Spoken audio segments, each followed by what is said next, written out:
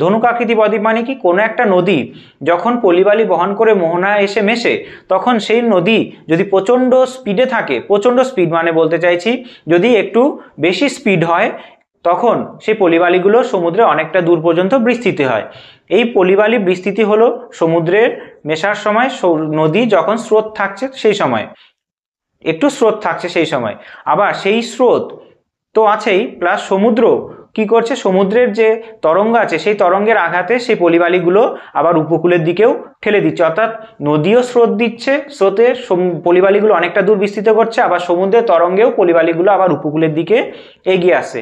অর্থাৎ এই যে দুটো শক্তি, অর্থাৎ নদীর যে খরস্রোতা যে নদীর যে গতিবেগ প্লাস সমুদ্রের যে তরঙ্গের আঘাত, যখন দুটো সমান হবে, অর্থাৎ মনে রাখতে হবে যে সমুদ্রের তরঙ্গের আঘাত এবং নদীর গতিবেগ যখন সমান হবে, তখন সেই নদীতে কি তৈরি হবে, ধনুক আকৃতির বদ্বীপ তৈরি হবে।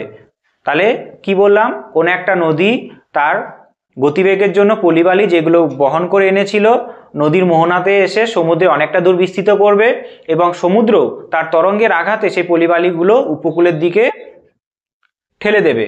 তখন যে নদীর বদ্বীপ তৈরি হবে সেটা আকৃতি কি হবে, ধনুকের মতো আকৃতি